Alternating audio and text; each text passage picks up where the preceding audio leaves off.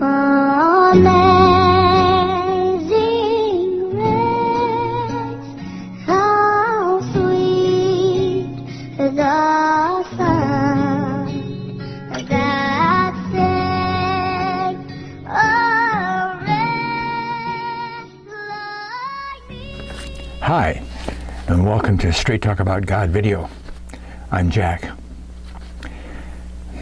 The world runs on trust. This is probably the last in the series on the creation of the world. And we've looked at the what God is doing with the creation. Well, we've also looked at the why God is doing the creation.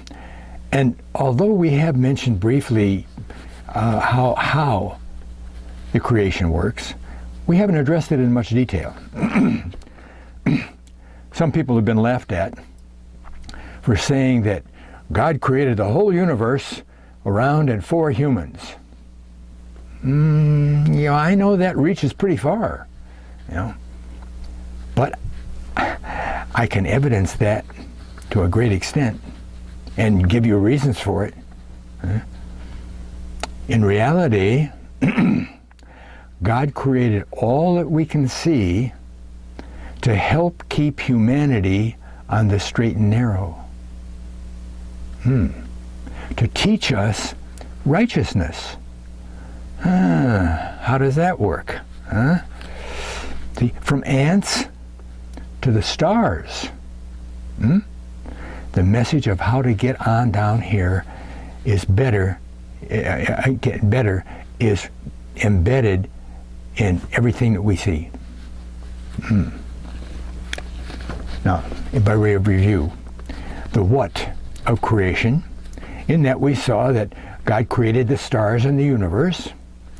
He then put created angels in charge of taking care of the universe.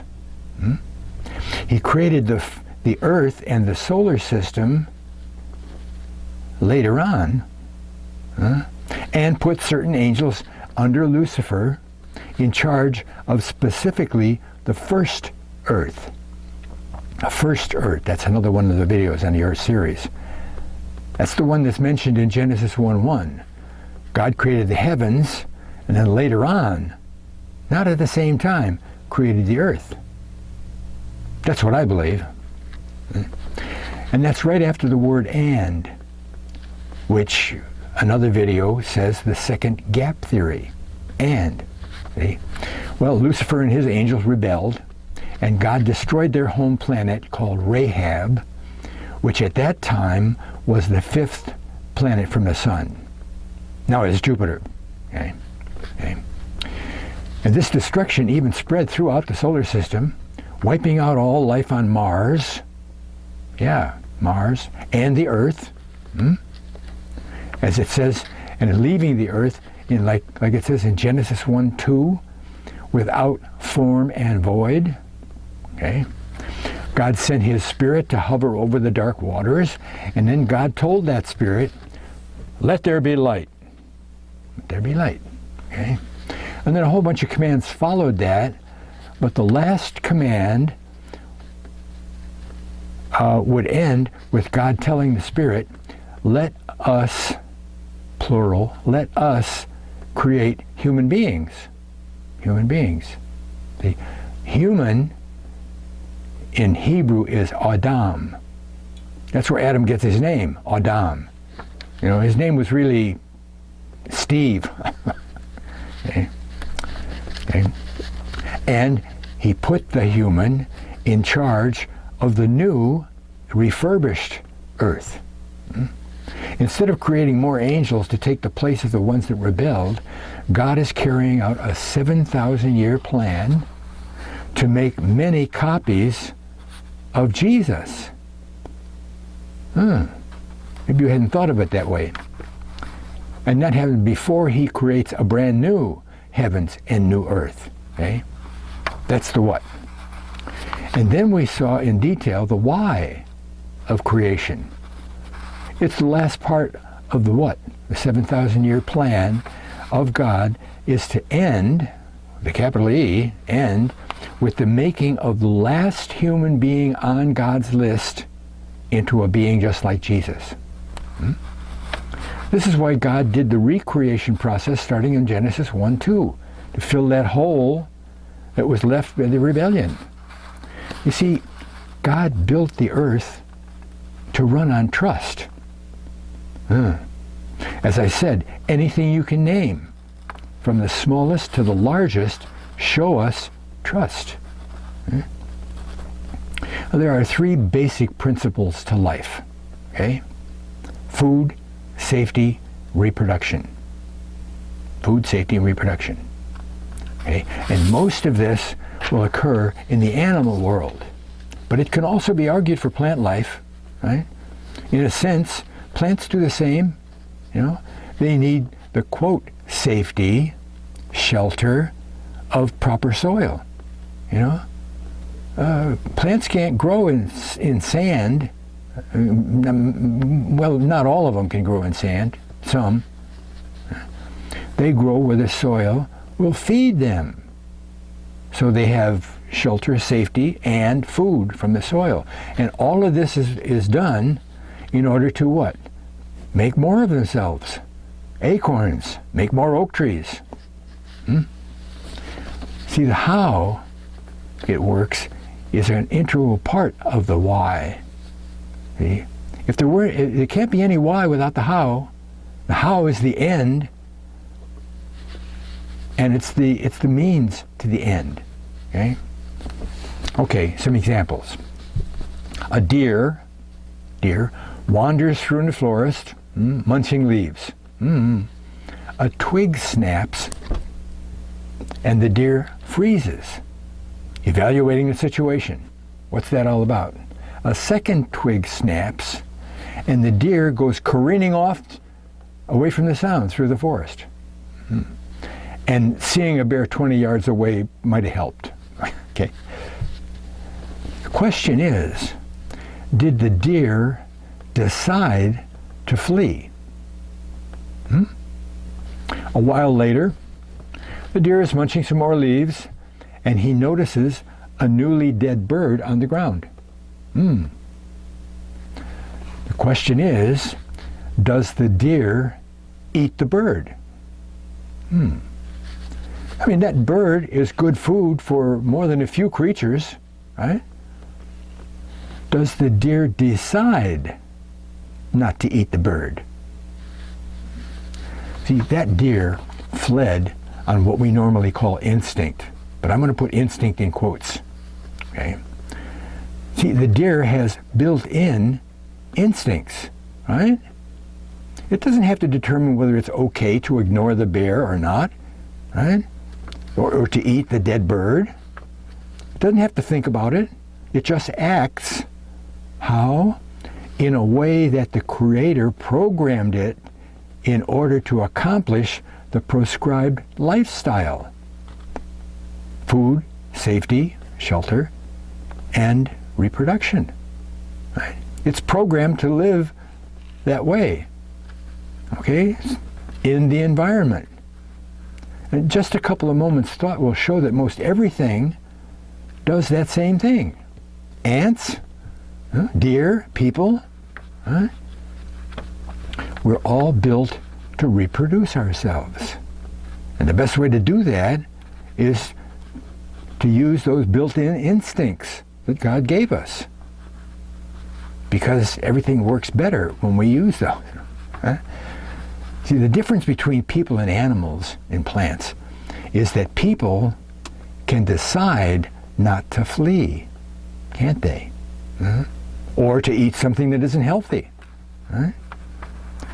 There are only a few animals that seem to have enough control to make decisions. Okay? Chimps are one example.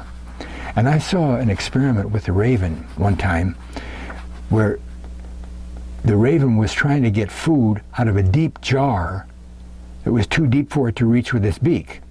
So it picked up a soft, bendable wire that happened to be laying right next to it, and fashioned the wire into a tool that would bring up the food. And this took more than one try to bend the wire. Okay? Now, I mean, it could well be that any animal can use tools, can make decisions.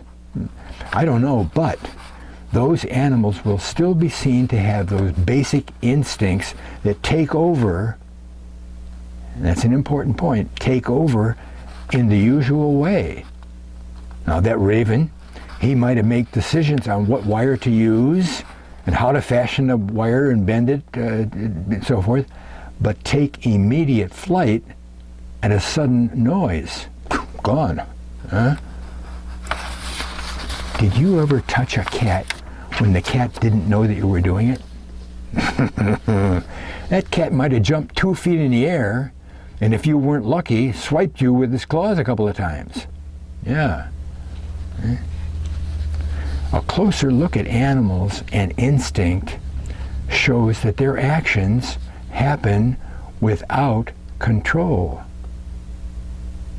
I'm sure you'll agree with that, even though you may never thought about it before. They don't control that.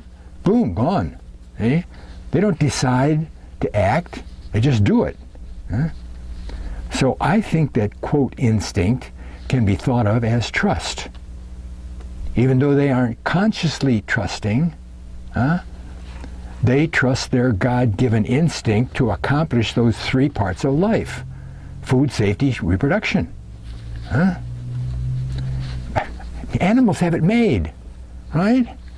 I mean, it's really hard for me to think of an animal making a mistake. Animals don't make mistakes, do they? Did that deer flee toward the bear? No. Isn't making mistake the result of imprudence? Huh? Don't we make mistakes when we try to control some action? Huh? Usually going against our, quote, instinct, that little feeling of warning, that comes and then gets neglected, and we decide against it, and then get stressed. God put the universe together to help us act righteously. Yeah, to integrate into His world the way He intended us to integrate. Just the way plants and animals do, right? A deer doesn't act like a fish, okay? He's given us all these examples on how to live. Even the stars help. Oh, yeah, I know you don't. Yeah, that's true, see? What if suddenly a bunch of galaxies disappeared? Well, yeah, the effect on the Earth might be small, but there'd be something that, right? How about we narrow that down to the solar system? See? You go to bed tonight, you get up in the morning, and the moon is gone. Man, what would happen with the Earth, huh? We'd be in a lot of trouble without the moon, right?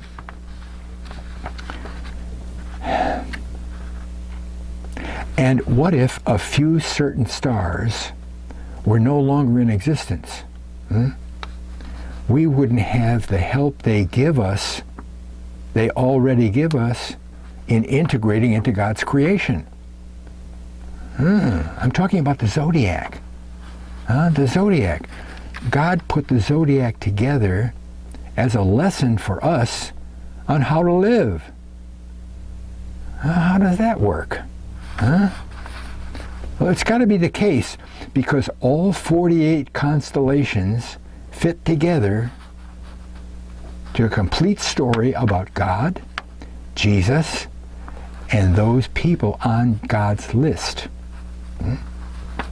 See, each of the major constellations, 12, has 3 what they call side decans. Those are 3 constellations that accompany the major constellations and fill out the symbolism or the story told by the major constellations. And if you do a deeper study into the zodiac, you'll see that certain stars are named. And the names in a certain constellation even fill out the story farther. Ooh, okay. Virgo, the Virgin, Virgo, is where the zodiac starts. Okay, starts. It doesn't start at Aries. That's the Satan construct. So Virgo is a woman lying down with a sheath or a stalk of corn or wheat in her hands. Virgin with a seed. Okay? Okay? She is accompanied by coma, which means desired of nations, and it used to be, the original coma was a woman sitting in a chair with an infant on her lap. I think that's the one that the Greeks decided we're going to change it to Berenice's hair because they liked Berenice so much, or whatever it was. Okay? But it was a child in the lap of the woman sitting on a chair.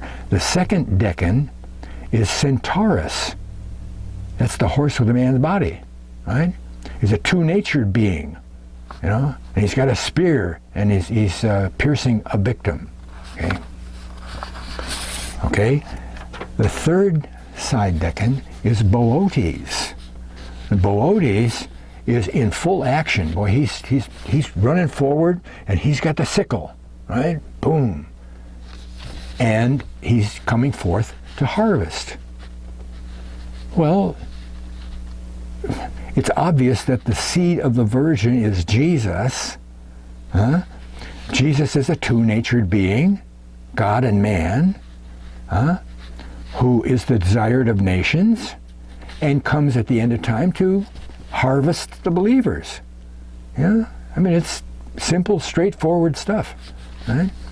The zodiac ends with Jesus, the lion of the tribe of Judah, right, defeating Satan.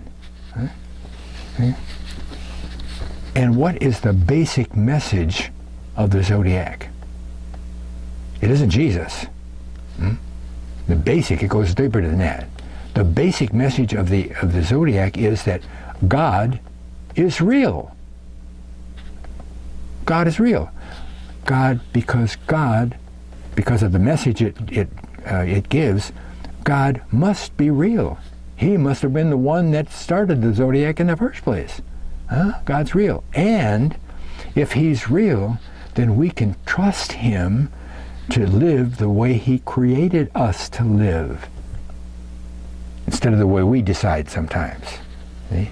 How is that? By faith. By biblical faith. Not English faith. English faith is a noun. What faith are you? Keep the faith. Faithing, trusting, an action, giving up control of our life to him. Not making decisions based on what we decide is best in every situation. The animals don't decide which is best, they just act, right? See, from finding out in any place we can find out how to live God's way, right? You analyze what the deer does and you can learn how to live in God's creation. Now, I want to set up two examples of humans trusting the world. The world runs on trust for humans. We take man A and man B. Okay? And I'm sure that you'll be able to relate to some of these because you've known people who demonstrate these lifestyles, right?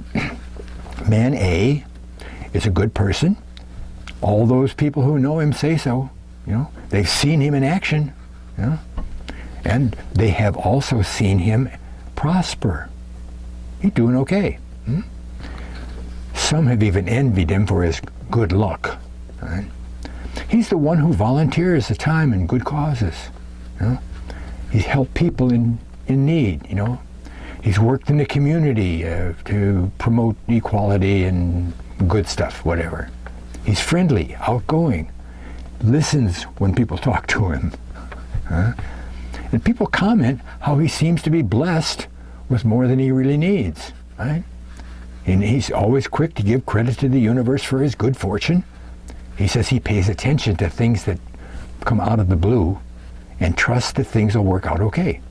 Now, he's not completely stress-free and has the occasional setback, but he's a good person, a model for the community. Okay. Man B. Man B is the exact repeat of man A. Exactly the same. If they lived in the same neighborhood, people would see them working together on some of those good projects. Exactly the same. Okay? With one exception, man B believes in the Bible and the God of the Bible. But to outward appearance, the two men are exactly the same. The big difference between the two is that man A isn't going to make it into God's kingdom. Man B is. Because he reads the Bible? No. No. Because he believes God? No. No.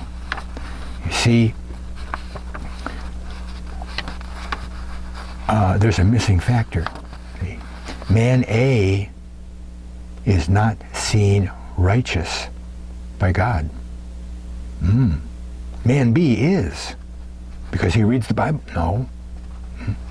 See, if they are both seen to be exactly the same by those around him, how can all the good with a capital G of man A not also be seen by God as righteous? Huh?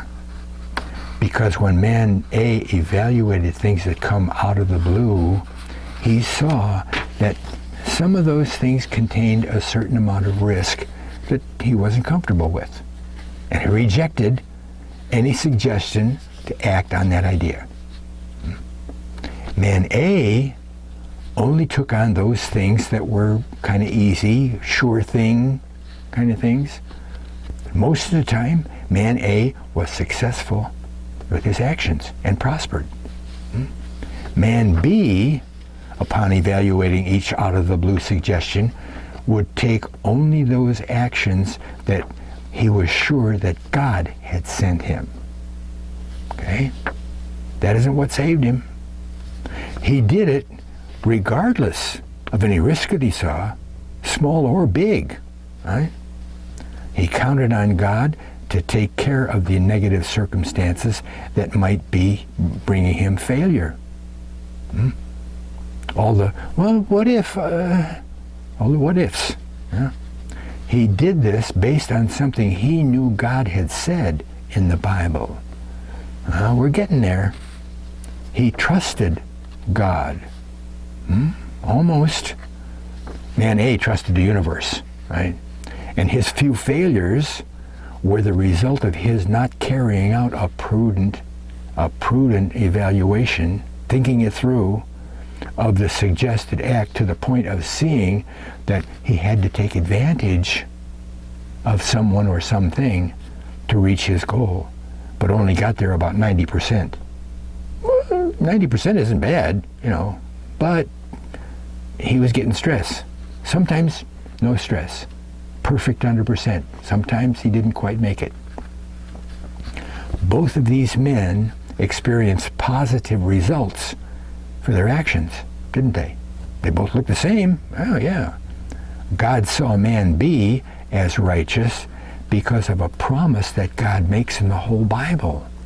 It says that if a person trusts him, that he will put some of his spirit in the person's body. That's the difference between the two. When God looks, he sees his spirit and discounts anything else that's in there. He counts that person as righteous, like himself. Whoa. See, the whole point of this comparison is that when a person lives the way God has built the world to work, the result is good, a prosperous lifestyle. There are a lot of, quote, capital G, good people that are not making it into God's kingdom. And don't you know that there are a lot of churchgoers who are considered capital G, good, by the people for all the help that they do to others? They have a long list of good things that they've done or have done. But they've never taken a real risk for God. They've always done those things that were relatively easy for them to accomplish. An hour in the food bank on Saturday, easy. You don't need to trust God to do that. You could have 30 or 40 of those kind of things and never trust God for any of it, right? There are many, quote, rich folk that always put something in the plate on Sunday. Every Sunday, but never tithe. They never tithe. They say they're tithing, but that's not tithing, right? Not like it's outlined in the Bible. When a person researches the Bible and what it has to say about the tithes and the mandated offerings, like first fruits, corners, don't plant anything on the seventh year, things like that. God says that's the way you live. That's the way you get on best in my creation. Mandated offerings, the total will come to 25% of what comes in. How's that for risky? That's why many people don't even want to talk about tithing. They say, oh no, that's Old Testament. No, you don't have to tithe. I don't have to give my money away. And that's also why many preachers don't teach tithing, right? God loves the hilarious giver. Dig deep. That's it, Why? Because they're afraid that if they really teach tithing the way it is in the Bible, they'll lose half their congregation. And that's true, to my belief, because those people who are just throwing 20 in the plate, they're going to say, no, I'll find a different church where I can only put 20 in the plate. I don't have to put 25%. Right? Now here's the basics of faith, in quotes, faith in the Bible, faith. Because faith comes from Greek, the Greek word pistis, P-I-S-T-I-S. The root is P-I-S-T, which is defined as an action based on a belief. Well, we know for sure that when we think about it, any action that we take, anytime we act, there's some belief behind the action. Why do we eat dinner? So we won't die of starvation. An act, a generic Greek faith is an act. Not the way we think of it in English as a noun, okay? Dr. Scott used to say that God took the word pistis and put a capital P on it, okay? And that would make it some action that was based on what he said. The belief is what he's talking about, not general belief like the stairs are going to hold me when I walk down and not break up. Okay?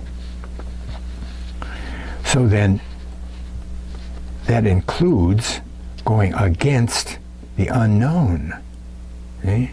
By trusting what God has promised to do for us. Tithe for 25%. How can I afford to? Well, you said you'd provide, Lord. Okay? Overcome the risk that's involved by claiming his promise. Okay? That's the ABC of faith.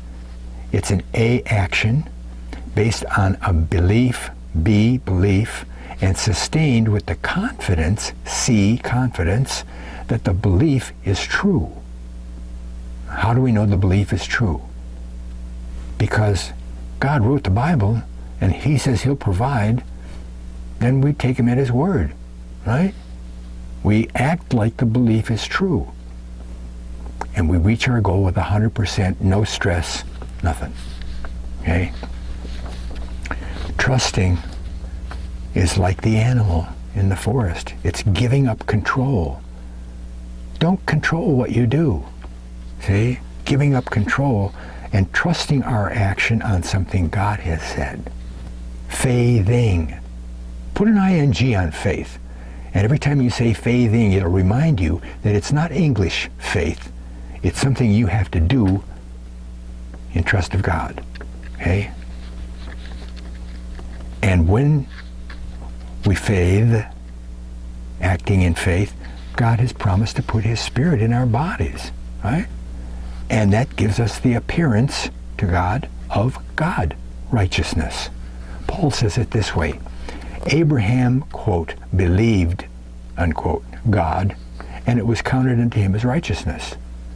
Now the reason I say believed in quote is because believed in Greek is spelled P-I-S-T. That's the root for faith, P-I-S-T, and the suffix would only puts a little something onto the word root, is E-U-O, P-S-T-U-O. So, the active quality of faith is also in believe and belief in Greek. Okay? It's an action. So what we have to do is rewrite that verse in our words to say, quote, Abraham acted on his belief. Not just believed. The devil believes in God, but he's not going to heaven. See? Abraham acted on his belief, and God counted him as righteous. Oh, you're doing it my way, huh? Okay, you're good. That's what saves us, right? You see, with God, it's all about trust. Nothing else, just trust. Right? The world runs best on trust because that's the how of creation. That's how we're supposed to work with creation. The whole world and the universe has been put together to teach us how to become part of the Godhead.